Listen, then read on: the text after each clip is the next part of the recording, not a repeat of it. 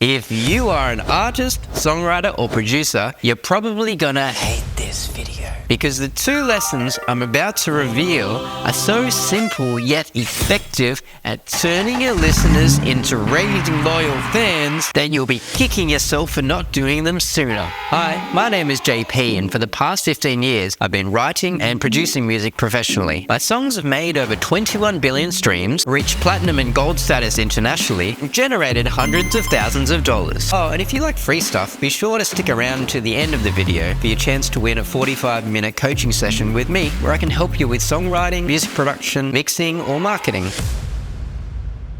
In a 2023 report made by the UK-based music data company Luminate, an average of around 100,000 ISRCs, also known as recordings, were uploaded to streaming services every single day. Out of a total of 184 million recordings that were tracked in the report, 45.6 million had 0 streams. And 158.6 million of them had less than 1,000 streams, which means that 86% of all the recordings would not qualify for Spotify monetization. How insane is that? How are you going to cut through the noise? What does your song have that the other songs don't have? Why should someone spend their precious time on earth listening to your music? In order to write songs that turn your listeners into superfans, we need to master one main level and 2 bonus levels. There are loads of other things you can do outside of your music, for example, building a community and engaging with your audience, but today we are specifically talking about how to approach your songs. Let's get into it. Level 1 is called vision. In this level, there are 3 steps you need to take. We're going to move on to the first step in just a second. But before we do, let me just give you an overview of why having a vision is so important. So here we have the roadmap of an artist's journey over 10 years. Artist A has no vision and artist B has a clear vision. So with artist A, what usually happens is they'll make some music, and then a manager will come along and they'll be like, hey, you should release a song like this. And the artist will be like, okay, cool. And then they'll make that song, they'll go along their journey, and then a record label will come along and they'll be like, we think you should change your sound to be like this. And they'll be like, okay, you know best. And then they'll keep going along their journey, and then some haters will come along. And they'll be like, hey, I hate your songs, you suck. And they'll be like, oh, maybe we should change our sound again. And unfortunately, a lot of the time, they won't even reach the next opportunity. Often they won't even have a goal.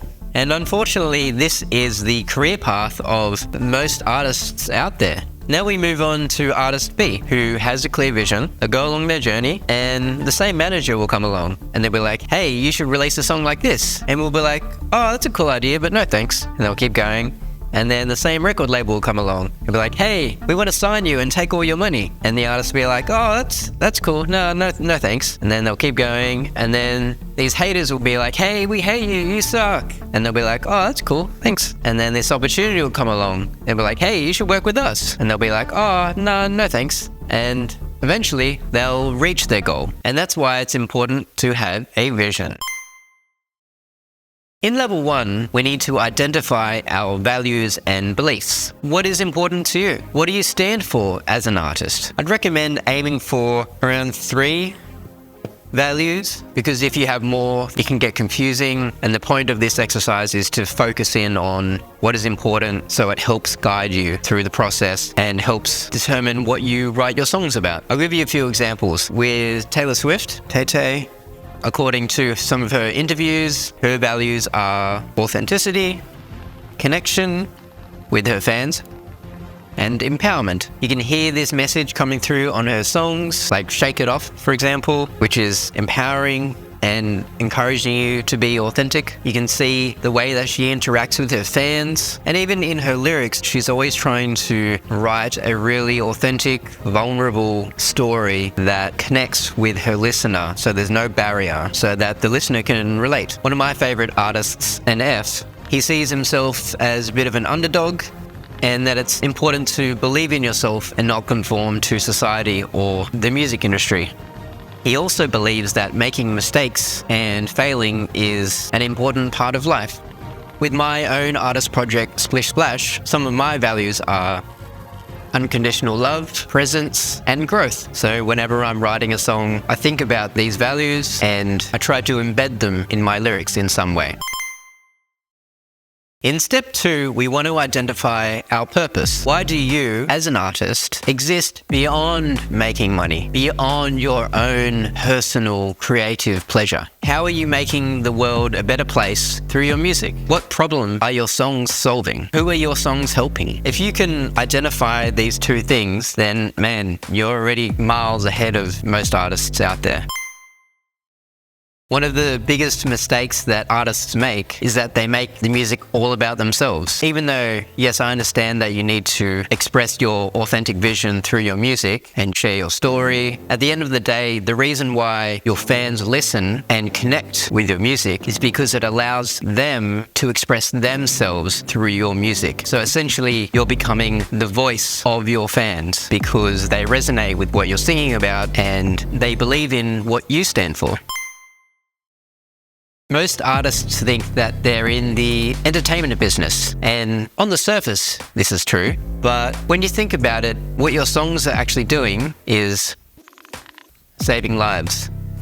And you might be thinking, oh, this is pretty extreme, JP. But often when I'm wanting to listen to music, it's because I want to feel less alone. It's when I want to feel understood. When I'm listening to the song, I might feel like the singer is empathizing with me. And sometimes I feel like the singer is the only person in the world that actually understands what I'm going through right now. For me, that artist, NF, is actually one of those artists that I feel like he's one of the only people in the world that actually understands some of the things that I've gone through. So I'd encourage you to take a wider look at the purpose of you as an artist and the purpose of your songs and really understand how important this work is that you're doing. Another example might be, say, if I'm at the gym and I need to listen to something that will amp me up. That means that the music is helping me be a healthier, fitter person.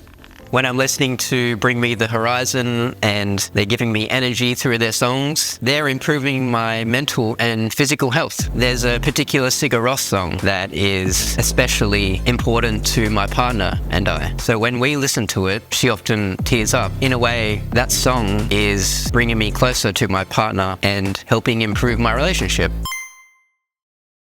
To give you an example of how to figure out your purpose as an artist, let's look at Taylor Swift. She's spoken about her purpose many times in interviews. She usually ends up saying something along the lines of to use her platform, influence, and voice to champion causes that align with her values, fans, and community. And if we'll remember from step 1, her values are authenticity, connection, and empowerment.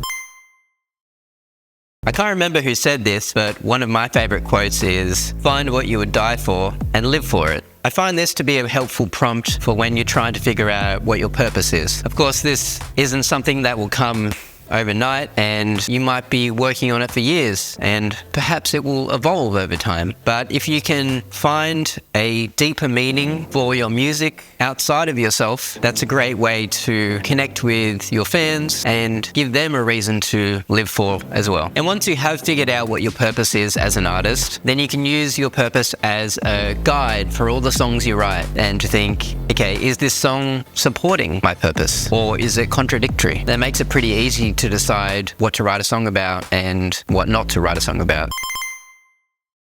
In step 3, we want to plan our mission. A mission is basically a really big goal, and it might take 12 months, it might take a few years to achieve. Ideally, we want our mission to align with our values and our purpose. I'm reading this really cool book called Beyond Entrepreneurship by Jim Collins and Bill Lazare. In it, they have a great metaphor for a mission and purpose. They describe the purpose as like this guiding North Star. You can see it, but you'll never really achieve it. Whereas your mission, your really big goal, is kind of like the mountains that you need to climb. You'll have a mission and you'll climb it step by step.